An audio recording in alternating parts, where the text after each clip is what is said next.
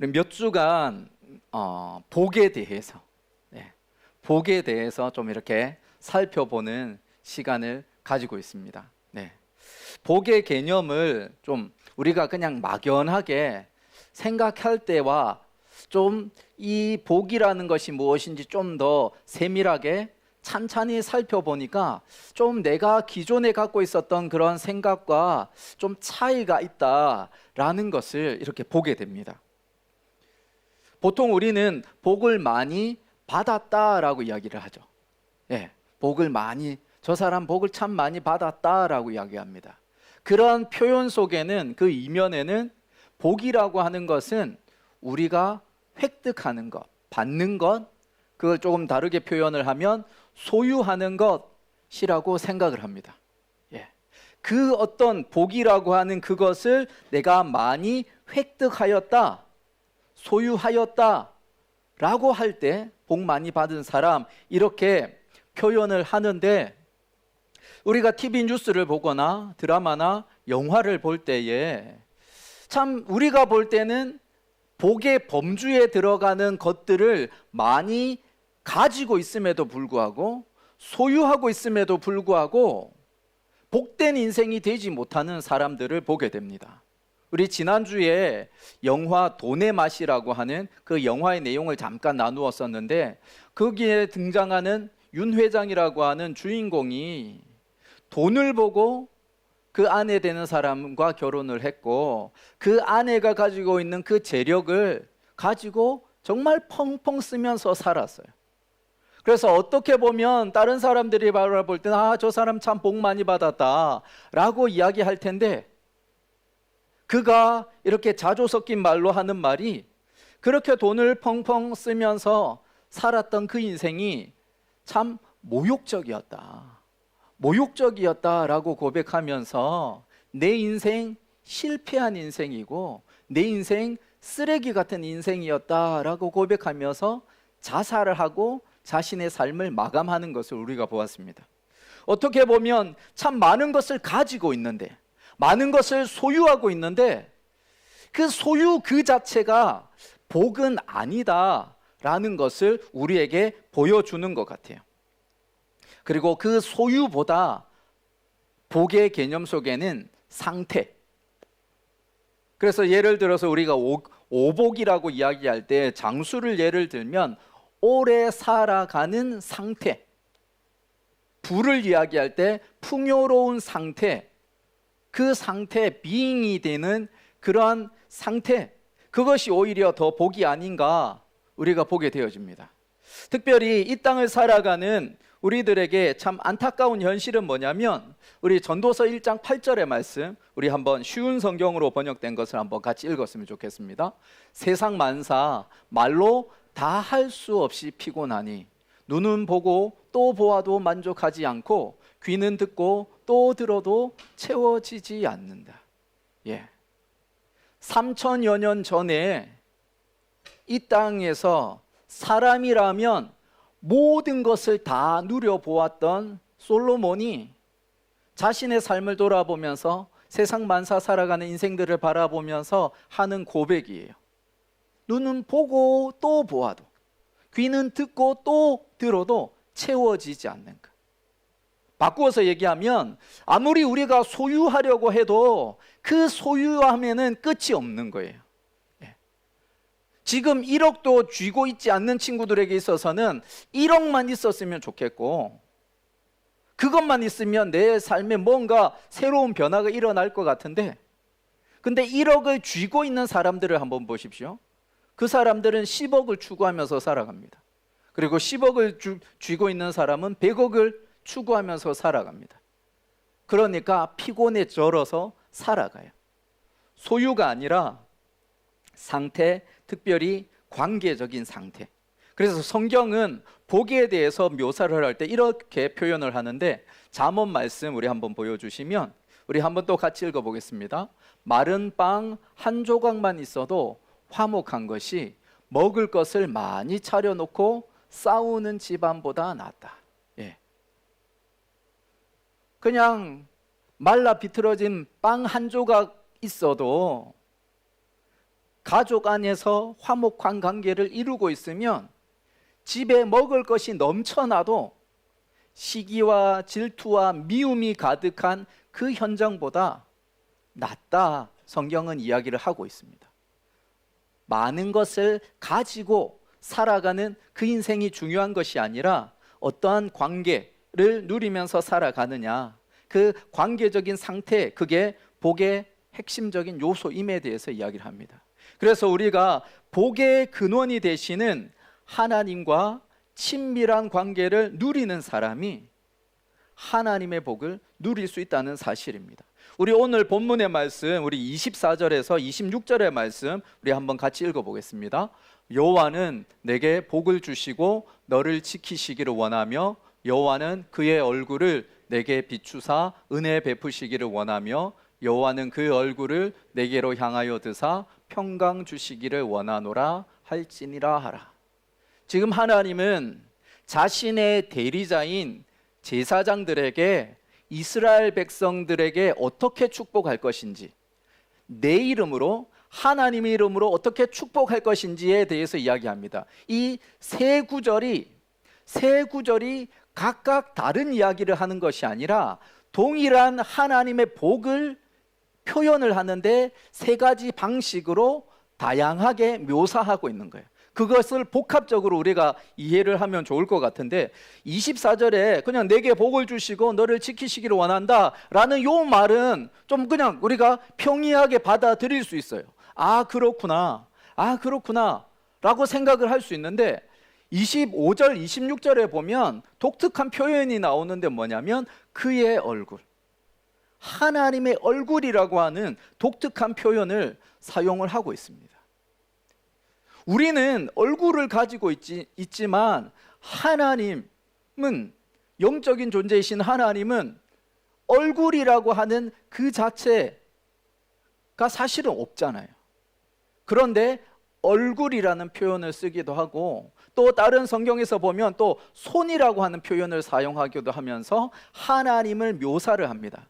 그걸 이제 신학적인 용어로는 한번 보여주시면 신인 동형론이라고 이야기를 합니다. 안스로포몰피즘 해가지고 하나님을 사람의 그런 모습으로 투영을 시켜서 우리가 이해할 수 있도록, 그래서 하나님의 능력을 나타낼 때에 하나님의 강한 손, 이렇게 표현을 하는데, 지금 이 얼굴이라고 하는 독특한 표현을 들어서 하나님께서 우리에게 주시는 복이 어떤 것인지를 보여주고 있다는 겁니다. 그래서 한번 우리 보여주시면 얼굴을 향하다. 네. 성경을 보면은 하나님께서 우리에게 얼굴을 향한다, 또는 우리가 이 민수에게서 말씀처럼 얼굴을 우리에게 비추신다라는 표현이 있는가 하면, 또 얼굴을 돌리신다, 또 숨기신다, 가리신다라는 표현이 나와요. 이 두 가지 표현은 아예 정반대의 개념을 내포하고 있는데, 얼굴을 향한다라는 그 의미는 우리 클릭해 주시면 그 대상에 대한 사랑과 관심을 표출하는 거예요. 예. 사랑과 관심을 표출하는 거예요.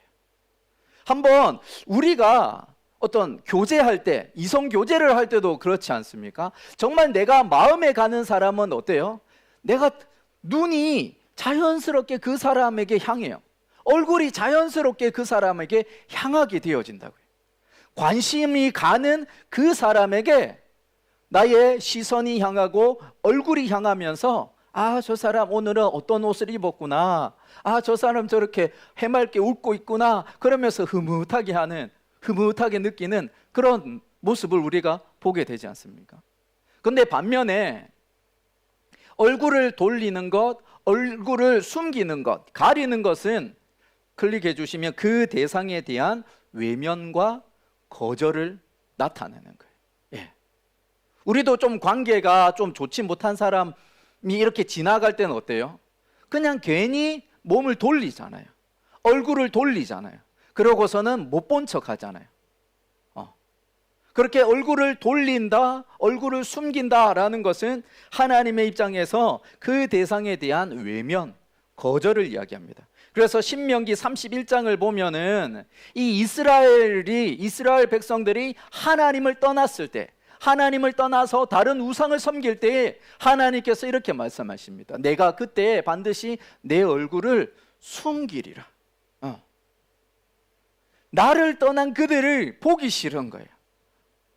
이스라엘 백성을 구원해 주셨고 이스라엘 백성에게 놀라운 가나안 땅을 허락해 주셨음에도 불구하고 풍요롭게 되어지고 그 인생이 풀리고 하니까 그들이 딴 마음을 품고 다른 곳을 바라보는 거예요. 그럴 때 하나님의 마음이 상하셔서 내 얼굴을 숨기겠다라고 이야기합니다. 또 우리 시편 44편 24절을 보면은 우리 한번 같이 읽어보겠습니다. 어찌하여 주의 얼굴을 가리시고 우리의 고난과 압제를 잊으시나이까. 지금 시인이 당하는 여러 가지 고통과 어려움 속에 마치 하나님이 그 얼굴을 가리시는 것 같아요. 그래서 우리의 상황과 형편을 보고 있지 않으신 것 같아요.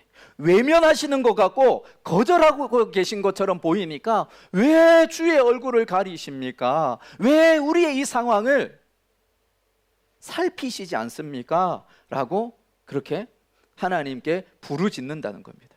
그래서 우리가 민수기 아까 24절에서부터 26절의 말씀, 특별히 25절에서 26절의 말씀을 보면 하나님께서 그 얼굴을 우리를 향하여서 비추시고 드신다라고 하는 것은 우리를 향한 관심, 우리를 향한 애정과 사랑을 가지고 우리를 대하고 있다는 겁니다. 그리고 그러한 사랑으로 우리를 붙드시는 것, 그러한 사랑으로 우리에게 은혜를 베푸시고 평안을 주시는 것, 그것이 복이라는 것입니다. 그래서 우리 한번 다시 보여주시면 여기 그 얼굴을 비추실 때에 은혜를 누리게 되어지고 그 얼굴을 우리를 향하여 드실 때에 우리가 샬롬, 평강을 누리게 되어지는 것, 하나님과 우리와의 그런 친밀한 관계가 이루어질 때에 우리가 누리는 것이 하나님의 보호고 하나님의 지키심이고 하나님의 은혜와 평강이라는 사실입니다. 그런데 문제는 하나님은 우리를 향하여서 그렇게 주목하여 계시고 우리를 향하여 그 얼굴을 비추고 계시고 들고 계시는데 우리는 어떠하느냐, 우리의 지금의 모습은 어떠한가라는 것입니다. 마치 원죄를 지은 아담과 하와가 하나님을 피하여서 나무 뒤에 숨은 것처럼 우리 창세기 3장 8절을 보면 하나님께서 거니시는 그런 소리를 들었을 때에 아담과 하와는 여호와의 낯을 피하여서 나무들 사이에 숨습니다. 죄 지은 이 아담과 하와가 나무 뒤에 숨었다고 해서 전지전능하신 하나님께서 모르실까요? 그들이 그 나무 뒤에 있다는 것을 모르실까요? 알고 계세요. 알고 계심에도 불구하고 하나님은 너희들이 어디 있느냐 찾으세요. 왜냐하면 아담과 하와가 하나님을 외면하고 있기 때문에, 아담과 하와가 하나님을 거절하고 있으니까 그들이 어디에 있음에 대해서 알고 있음에도 불구하고 하나님은 그들을 찾으십니다. 이때 하나님의 마음이 얼마나 아프셨을까? 이때 하나님의 마음이 얼마나 무너졌을까? 그들과 함께하기 위하여서 온 우주를 창조하시고 특별히 에덴 동산이라고 하는 그 낙원을 창조하셔서 가장 아름다운 현장에 창조해 두셨음에도 불구하고 이들이 하나님께 죄를 짓고 하나님을 피하여서, 낯을 피하여서 숨어있는 그런 모습을 바라볼 때에 하나님의 마음이 어땠을까? 우리 안면 몰수한다라는 말이 있잖아요. 지금 아담과 하와가 그런 거예요. 쉽게 말해서 쌩깐다라는 말 쓰잖아요. 아담과 하와가 그런 거예요. 모든 것을 하나님께서 주셨고 하나님께서 누리라고 허락하셨음에도 불구하고 아담과 하와는 하나님을 쌩까고 안면 몰수하고 하나님의 낯을 피하여서 숨어 있는 거예요. 복의 근원이신 하나님을 멀리하고 하나님을 부정하는 인생이 행복한 삶을 살아갈 수 있을까요? 복된 인생을 살아갈 수 있을까요? 진정한 복은 하나님과의 친밀한 관계 속에서 우리가 누릴 수가 있습니다. 우리 제임스 패커라고 하는 캐나다의 저명한 신학자가 이런 이야기를 했습니다. 우리 한번 같이 읽어볼게요. 가장 중요한 것은 내가 하나님을 안다는 사실이 아니라 하나님께서 나를 아신다는 사실이다. 하나님께서 나의 모든 면의 최악을 미리 다 알고 계심으로 나에 대해 어떤 새로운 면을 발견하셔서 환멸에 빠지는 일이 없다는 것이다. 우리는 하나님 앞에 나아갈 때, 하나님을 찾고 부르짖을 때 뭔가 내가 떳떳해야, 뭔가 한 것이 있어야, 그래야지만 좀 하나님 앞에 나아갈 때 좀 당당하고 그냥 하나님을 찾을 수 있는 것 같아요. 그리고 내가 한 주간의 삶이 엉망이었고 내 삶이 그냥 하나님 보시기에 부끄러운 삶이었을 때는 하나님을 피하고 싶고 하나님의 그 시선을 외면하고 싶고 하나님의 낯을 피하고 싶은 우리들의 모습일 때가 많아요. 근데 중요한 것은 하나님은 나의 실체를 너무나 잘 알고 있는 거예요. 잘한다고 해서 그게 그렇게 대단하지도 않을 뿐 아니라 못한다고 해서 저의 연약함, 우리의 부족함, 우리의 어리석음, 그것을 하나님께서 모르시는 것이 아니라는 거예요. 그럼에도 불구하고 하나님은 우리를 향하여서 얼굴을 드시기를 원하고 빛을 비추시기를 원하고 그리하여 그 하나님의 복을 누리면서 살아가는 자가 되기를 하나님께서는 원하신다는 거예요. 내가 어떤 모습이든 상관없이 하나님은 나 자체를 귀히 여기시고 나에게 은혜를 베풀어 주시기를 원하고 복 주시기를 원한다는 사실입니다.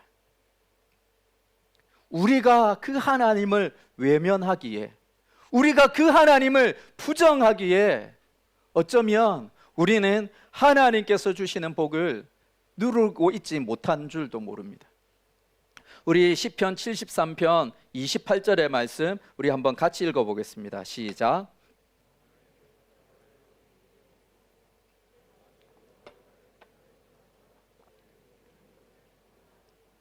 예, 하나님께 가까이함이 내게 복이라. 복의 근원이신 그분을 더욱 가까이하면 할수록 그것이 나에게 유익이 되어지고 나에게 행복이 되어지고 나에게 복이 되어진다는 사실입니다. 내가 어떠하든 상관없이 그분을 향하여 나아가기만 하면 그분은 언제나 받아주시는 거예요.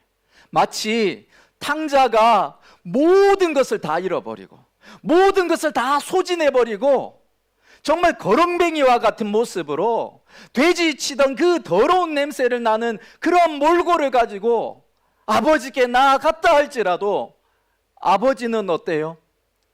멀리서부터 오는 그 자녀를 바라보면서 달려가서 껴안고 입 맞추면서 죽었던 내 아들이 살았다라고 기뻐하면서 잔치를 벌립니다. 상 받을 만한 거 없고 잔치 이렇게 열어줄 만한 것도 없는 그 아들임에도 불구하고 그 아들이 나에게 왔다는 것 그 자체만으로, 다시금 아버지의 품으로 돌아왔다는 그 자체만으로 하나님은 기쁘게 받으신다는 거예요. 그렇기 때문에 하나님께 가까이함이 우리에게 복이 되어진다는 사실입니다. 어떤 목사님의 설교를 이렇게 보다가 이런 이야기가 있더라고요. 영국의 한 출판사에서 친구라는 말을 이렇게 좀 다른 표현으로 정의를 내려보자라는 그런 공모전을 했다고 합니다. 우리 한번 보여주시면, 그래서 뭐 어떤 사람 좀 이렇게 수상했던 이런 내용이 그거예요. 기쁨은 곱해주고 고통은 나누어 갖는 사람이 친구다. 또 나의 침묵을 이해하는 사람, 그리고 언제든지 만나도 싫지 않은 사람, 그리고 나에게 진심으로 충고해 주는 사람이 진짜 친구다, 이렇게 하는 거예요. 그리고 1등으로 이렇게 당선된 그 친구라는 내용의 정의가 뭐냐면, 한번 보여주시면 우리 같이 노란색 한번 읽어보겠습니다. 온 세상이 다 내 곁을 떠났을 때 나를 찾아오는 사람. 예. 모두가 나를 외면하고 모두가 나를 멀리할 때에 그런 나에게 찾아오는 사람, 그 사람이 친구다라고 정의를 내렸습니다. 우리 예수님이 왜 이 땅에 오셨죠? 하나님을 부인하고 하나님을 멀리하던 우리에게 직접 찾아오셨잖아요. 우리와 함께 하시기 위하여서, 임마누엘 하시기 위하여서 이 땅에 사람이 되신 분이 바로 예수님이십니다. 그리고 우리와 친구하시기 위하여서 이 땅에 오신 분이 바로 예수님이세요. 세상 사람들이 다 떠나가도 주님은 우리의 친구가 되십니다. 예수님께서 요한복음 15장 5절에 이렇게 말씀하세요. 우리 같이 읽어보겠습니다. 나는 포도나무요 너희는 가지라. 그가 내 안에 내가 그 안에 거하면 사람이 열매를 많이 맺나니 나를 떠나서는 너희가 아무것도 할 수 없음이라. 하나님이 내 안에 거하고 또한 우리가 하나님 안에 거할 때에, 그 하나님과의 그 친밀함을 누릴 때에 하나님께서 주시는 진정한 복을 누리는 인생이 되어짐을 우리에게 말씀하고 있습니다. 복의 핵심은 하나님과의 친밀함이에요. 내가 얼마나 그분 곁에 붙어 있느냐가 하나님께서 말씀하시는 진정한 복의, 그 진정한 복을 누리는 핵심이라는 것입니다. 하나님과의 친밀한 관계 속에 있는 사람이 하나님의 것을 누립니다. 하나님의 나라를 누립니다. 하나님과의 친밀한 관계 속에 있는 사람이 주의 이름 부르짖으며 기도할 때 하나님께서 놀랍게 응답하십니다. 세상이 말하는 그러한 복, 많은 것을 가져야 된다, 많은 것을 소유해야 된다 라고 하는 그러한 복이 아니라, 복의 근원이 되시는 하나님, 그래 그 복을 주시는 하나님과 친밀한 관계를 누리면서 어떤 상황에도 흔들리지 않는 진정한 복을 누리는 예수 세대 우리 청년들이 되기를 소원합니다. 코로나 상황 속에서 모두가 힘들다, 모두가 어렵다, 모두가 안 된다라고 하는 그 상황 속에 있다 할지라도 내가 아버지 품에 있기 때문에, 내가 주님과 그런 친밀한 관계 속에 있기 때문에 진정한 평안을 누리고 은혜를 누리면서 살아가는 인생, 그 인생이 바로 우리 예수 세대 청년부가 되기를 주의 이름으로 축원드립니다.